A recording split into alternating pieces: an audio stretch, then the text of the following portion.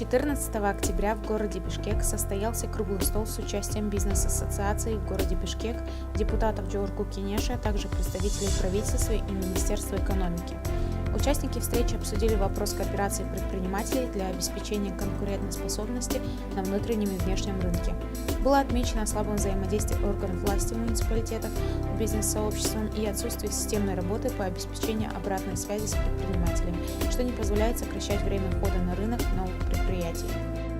Кредиты государственные, то, что все кредиты государства направляются на инфраструктурные, больше эти международные организации, как Международная организация развития, Европейский банк развития, Азиатский банк развития, у них есть строгие требования, и заранее определяется, куда должны направляться кредиты.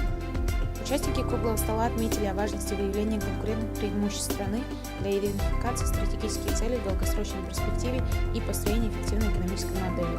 Была озвучена слабая работа государства по использованию международных источников на финансирование вопросов изменения климата и рекомендации мобилизовать данные ресурсы для строительства соответствующей инфраструктуры в стране. Ошо горнодагы инфраструктуралык көп маселе көтөрүлүп, көп жылдар бери иштеп келатабыз. Мисалы биз үй-бүлөлөрдө биз айтып атабыз, биз алтынды иштетип башка жака экспорттоп депчи.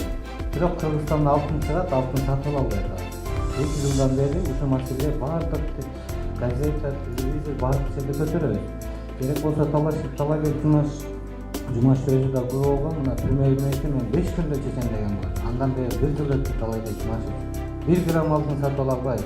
Не менее проблемным вопросом оказалась ситуация по доступу к финансам, когда условия кредитования крайне неисполнимы для малого и среднего бизнеса, а финансовый инструмент далеко не актуален по отношению к мировым практикам по управлению финансами. Высокая потребность обозначена в защите отечественного рынка и балансировании экспорта и импорта. Экспертами была обозначена проблема низкой результативности проводимых реформ и отсутствие системных подходов к принятию управленческих решений в отношении регулирования предпринимательской деятельности. Не работает, скажем, на местах порядок и процедур назначения МПР. Это все нам известно. Но на самом деле содержательно больше волнует, что является предметом продукта, какие требования подлежат продукту, их количество. Понимаете, что там субъективизм и как раз там дискреционные полномочия министра. В общем-то, до сих пор не разделен в законодательстве, это отражается на местах, что проверяется предпринимательская деятельность, или все-таки это объект.